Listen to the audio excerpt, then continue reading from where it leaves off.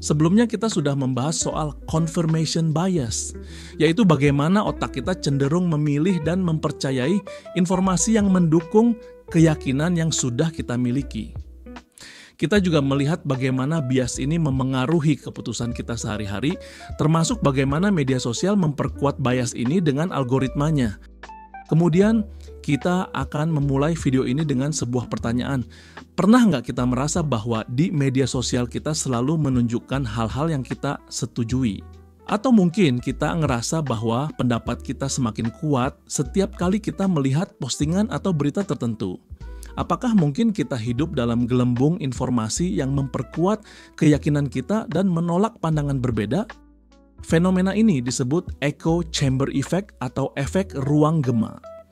Di video ini, kita akan menggali bagaimana bias konfirmasi dan ruang gema memengaruhi cara kita memahami dunia. Kita akan membahas bagaimana algoritma media sosial, pola konsumsi informasi, dan psikologi manusia bekerja bersama untuk menciptakan realitas yang terdistorsi. Namun bukan hanya itu, kita juga akan membahas cara-cara untuk melawan pengaruh ini. Jadi pastikan Anda tetap menonton sampai akhir. Karena apa yang akan Anda pelajari di sini bisa mengubah cara Anda melihat dunia secara mendalam.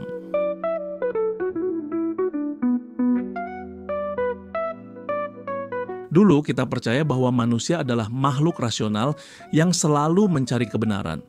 Kita berpikir bahwa dengan lebih banyak informasi, kita akan membuat keputusan yang lebih baik. Tetapi kenyataan menunjukkan hal yang berbeda. Otak kita ternyata lebih suka informasi yang mendukung keyakinan kita yang sudah ada. Inilah yang dikenal sebagai bias konfirmasi.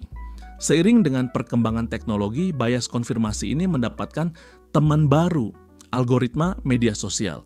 Algoritma ini dirancang untuk menyajikan konten yang paling menarik bagi kita, yaitu konten yang sesuai dengan pandangan dan minat kita. Akibatnya kita hidup dalam filter bubble atau ruang gema, di mana kita hanya mendengar informasi yang memperkuat keyakinan kita dan mengabaikan yang bertentangan. Namun, efek ini lebih dari sekadar ketidaknyamanan. Ini memengaruhi cara kita membuat keputusan, berinteraksi dengan orang lain, dan memahami dunia di sekitar kita. Ruang gema ini meskipun nyaman menjadi hambatan besar bagi pemikiran kritis dan pembelajaran sejati. Dengan memahami ini, kita dapat mulai menyadari betapa besar pengaruhnya terhadap kehidupan kita sehari-hari.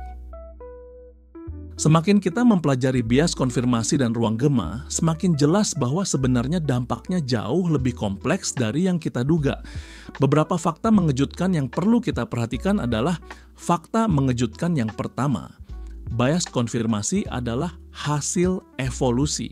Dalam lingkungan berbahaya di masa lalu, menghindari konflik informasi membantu manusia purba bertahan hidup. Namun di dunia modern, ini justru menjadi kelemahan yang menghalangi kemajuan. Fakta yang kedua, algoritma media sosial menciptakan sebuah ilusi kebenaran. Ketika kita terus-menerus melihat konten yang mendukung pandangan kita merasa bahwa pendapat kita adalah satu-satunya yang benar. Ini memperkuat polarisasi dan menutup pintu untuk diskusi sehat. Fakta mengejutkan ketiga, ruang gema tidak hanya memengaruhi individu, tetapi juga masyarakat secara keseluruhan. Dalam konteks politik misalnya, ini dapat memperparah perpecahan, memicu konflik, dan menghambat kemajuan kolektif.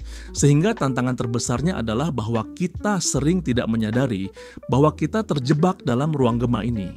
Kita merasa nyaman dengan pandangan kita dan menganggap informasi yang bertentangan sebagai ancaman, bukan peluang untuk belajar. Situasi ini menciptakan siklus yang sulit diputus, tetapi bukan berarti tidak mungkin untuk melakukannya. Pertanyaan ini membawa kita ke dalam perenungan mendalam. Bagaimana kita bisa memastikan apa yang benar jika kita hanya mendengar satu sisi cerita? Bayangkan jika semua informasi yang kita terima hanya memperkuat keyakinan yang kita miliki, apakah kita benar-benar melihat dunia dalam bentuk yang nyata atau hanya sekadar bayangan dari kepercayaan kita? Dilema ini sungguh kompleks. Di satu sisi ada rasa nyaman dalam keyakinan yang tak tergoyahkan. Namun di sisi lain kita sadar bahwa pemahaman yang terdistorsi bisa menimbulkan dampak buruk, bukan hanya bagi diri kita, tetapi juga bagi masyarakat di sekitar kita. Konflik ini adalah sesuatu yang mungkin membuat kita gelisah, tetapi justru dari rasa tidak nyaman, inilah lahir dorongan untuk mencari kebenaran dan solusi. Seperti menavigasi kapal di tengah badai, kita harus berani menghadapi ketidakpastian demi mencapai pemahaman yang lebih luas. Bagaimana kita merespons konflik ini akan menentukan apakah kita mampu keluar dari jebakan ruang gema atau terus terperangkap di dalamnya. Tapi tunggu sebentar. Kita tidak harus terus terjebak dalam ruang gema ini. Ada cara untuk melawan efek ini dan mendapatkan pemahaman yang lebih seimbang. Langkah pertama adalah mengenali bahwa kita memiliki bias dan bahwa ruang gema ada. Kesadaran ini adalah kunci untuk mulai membuka diri terhadap perspektif baru. Selain itu, kita dapat menggunakan teknologi dengan lebih bijak. Misalnya, kita bisa mengubah kebiasaan konsumsi media kita dengan mengikuti sumber informasi yang beragam dan memanfaatkan alat untuk memverifikasi fakta. Dengan langkah-langkah kecil ini, kita bisa keluar dari jebakan ruang gema. Ada juga nilai dari membangun kebiasaan berdiskusi dengan orang-orang yang memiliki pandangan berbeda. Alih-alih menghindari perbedaan, kita bisa memanfaatkannya sebagai kesempatan untuk belajar dan memperluas wawasan. Mengadopsi sikap seperti ini bisa menjadi katalisator bagi perubahan positif, baik secara individu maupun kolektif. Mari kita coba lihat hal ini dari sudut pandang yang berbeda. Efek ruang gema mungkin tampak seperti hambatan besar, tetapi ada peluang untuk belajar dan berkembang jika kita mau berusaha. Berikut adalah beberapa cara untuk melakukannya. Poin positif yang pertama, dengan aktif mencari pandangan yang berbeda, kita bisa memperluas wawasan dan mengembangkan empati terhadap orang lain. Poin positif kedua, mengadopsi sikap kritis terhadap informasi membantu kita menghindari misinformasi dan membuat keputusan yang lebih baik. Kemudian poin positif yang ketiga, mengembangkan kerendahan hati intelektual memungkinkan kita untuk menerima bahwa kita tidak selalu benar dan bahwa ada banyak hal yang bisa kita pelajari. Dengan mengambil langkah-langkah ini, kita tidak hanya keluar dari ruang gema, tetapi juga menjadi individu yang lebih bijaksana dan terbuka.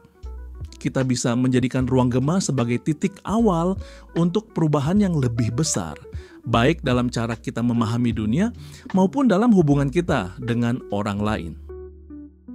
Jadi, apa yang bisa kita lakukan dengan informasi ini? Berikut adalah 3 langkah sederhana yang bisa Anda mulai hari ini. Pertama, kita bisa follow akun-akun atau media yang memiliki pandangan berbeda dari Anda.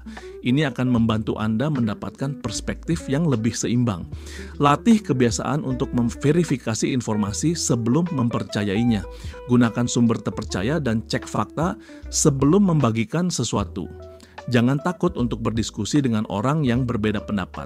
Ini adalah kesempatan untuk belajar dan mungkin mengubah pandangan Anda. Sehingga kesimpulannya, keluar dari ruang gema membutuhkan usaha, tetapi manfaatnya jauh lebih besar. Kita akan memiliki pemahaman yang lebih kaya, pikiran yang lebih terbuka, dan kemampuan untuk membuat keputusan yang lebih baik. Jadi, mari kita mulai perjalanan ini bersama.